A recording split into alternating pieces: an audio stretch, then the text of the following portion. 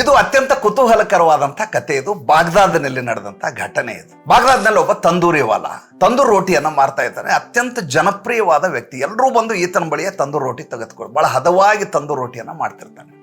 ಸಂಜೆ ಆದ್ರೆ ಸಾಕು ಜನ ನೆರಿತಾ ಇರ್ತಾರೆ. 5 ರೂಪಾಯಿಗೆ ಒಂದು ರೋಟಿ. ಆ ತಂದೂರಿ ವಾಲಾಗ ಅನ್ಸುತ್ತೆ 5 ರೂಪಾಯಿ ವರ್ಕೌಟ್ ಆಗ್ತಾ ಇಲ್ಲ, ಸ್ವಲ್ಪ ರೇಟ್ ಜಾಸ್ತಿ ಮಾಡಬೇಕು. ಬಾಗ್ದಾದ್ನಲ್ಲಿ ನಿಮ್ಗೆ ಇಷ್ಟ ಬಂದ ಹಾಗೆ ರೇಟು ಜಾಸ್ತಿ ಮಾಡೋ ಹಾಗಿಲ್ಲ. ಅಲ್ಲಿಯ ಜಹಾಪನಾನನ್ನ ರಾಜನನ್ನು ಹೋಗಿ ನೀವು ಕೇಳಬೇಕು. ರಾಜನ ಹತ್ರ ಹೋಗಿ ಹೇಳ್ತಾನೆ, ಜಹಾಪನ, ಈ ರೋಟಿಯನ್ನು 10 ರೂಪಾಯಿ ಮಾಡ್ಬೇಕಂತ ಮಾಡಿದ್ದೀನಿ, ನಂಗೆ ವರ್ಕೌಟ್ ಆಗ್ತಾ ಇಲ್ಲ. ರಾಜ ನಗ್ತಾನೆ, ಎಷ್ಟು ಮಾಡ್ಬೇಕಂತ ಮಾಡಿದೀಯ ನೀನು? ಇಲ್ಲ, ನಾನು 5 ರೂಪಾಯಿ ಇದ್ದದ್ದನ್ನು 10 ರೂಪಾಯಿ ಮಾಡ್ಬೇಕಂತ ಮಾಡಿದ್ದೀನಿ, 30 ರೂಪಾಯಿ ಮಾಡೋದು. ಇವನಿಗೆ ಆಶ್ಚರ್ಯ, ಗಾಬರಿ, ತಮಾಷೆ ಮಾಡ್ತಾ ಇದ್ದಾರ ರಾಜರು, ತಿಳಿಯೋದಿಲ್ಲ. ಏನು ಸ್ವಾಮಿ ಆ ರೀತಿ ನೀವು ಹೇಳ್ತಾ ಇದ್ದೀರಿ, ನಾನೇನಾದರೂ 30 ರೂಪಾಯಿ ಮಾಡಿದರೆ ಕಲ್ ತೊಗೊಂಡು ಹೊಡಿತಾರೆ ಜನ ನನ್ನ, ಹಾಗೆಲ್ಲ 5 ರೂಪಾಯಿ ಇದ್ದದ್ದು 30 ರೂಪಾಯಿ ಮಾಡೋದು ಹೇಗೆ? ಒಬ್ಬ ರಾಜರಾಗಿ ಇರುತ್ತೆ, ಹೇಳ್ಬೋದಾ ನೀವು?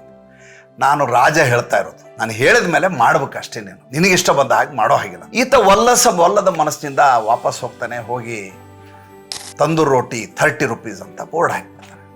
ಯಥಾ ಪ್ರಕಾರ ಅಂಗಡಿ ಬಾಗಿಲು ತೆಗೆದ ತಕ್ಷಣ ಜನ ಬರ್ತಾರೆ. ರೇಟ್ 30 ರೂಪಾಯಿ ಅಂದ್ಕೊಳ್ಳಿ, ಏನು ಕಿರುಚಾಟ, ಗಲಾಟೆ, ರಸ್ತೆ ಎಲ್ಲ ಬ್ಲಾಕ್ ಆಗತ್ತೆ. ಕೊನೆಗೆ ಎಲ್ಲರೂ ರಾಜನ ಹತ್ರ ಬರ್ತಾರೆ. ರಾಜನ ಹತ್ರ ಬಂದು, ನೋಡಿ ಈ ರೀತಿ ನಿನ್ನ ರಾಜ್ಯದಲ್ಲಿ ಅನ್ಯಾಯ ಮಾಡ್ತಾ ಇದ್ದಾನೆ ತಂದೂರಿ ವಾಲ.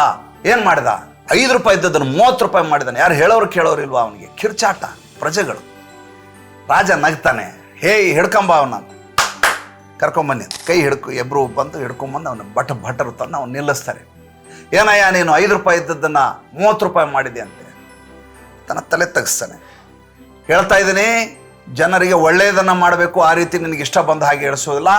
ಈ 30 ರೂಪಾಯಿ ಇದ್ದದ್ದನ್ನು 50% ಮಾಡು, 15 ರೂಪಾಯಿಗೆ ರೋಟಿ ಕೊಡ್ಬೇಕು ಇವತ್ತಿಂದ. ಜನಕ್ಕೆಲ್ಲ ಖುಷಿ ಆಗಿಬಿಡುತ್ತೆ. ಏನಿದು, ಎಲ್ಲಿ 30 ರೂಪಾಯಿ, ಎಲ್ಲಿ 15 ರೂಪಾಯಿ, ಎಲ್ಲ ಚಪ್ಪಾಳೆ ಹೊಡಿತಾರೆ. ಜಹಾಪನ ಜಿಂದಾಬಾದ್ ಜಿಂದಾಬಾದ್ ಕೂಗ್ಲಿಕ್ಕೆ ಶುರು ಮಾಡ್ತಾರೆ. ತಂದೂರಿ ವಾಲ ಖುಷಿ ಆಗಿಬಿಡ್ತಾನೆ. ಯಾವ 5 ರೂಪಾಯಿ ವಸ್ತುವನ್ನು 10 ರೂಪಾಯಿ ಮಾಡೋಕಂದು ಮಾಡಿದ್ದು, ಅದು 15 ರೂಪಾಯಿನ ರಾಜ ಮಾಡಿಕೊಟ್ಟಿರ್ತಾನೆ. ಇದೇ ಕೆಲಸವನ್ನು ಸರ್ಕಾರ ನಮಗೆ ನಿರಂತರವಾಗಿ ಮಾಡ್ತಾ ಇದ್ದಾವೆ. 30% ಟ್ಯಾಕ್ಸ್ ಹಾಕ್ತಾರೆ, ಗಲಾಟೆ ಮಾಡ್ತೀವಿ, ಅದನ್ನು 15% ಇಳಿಸ್ತಾರೆ.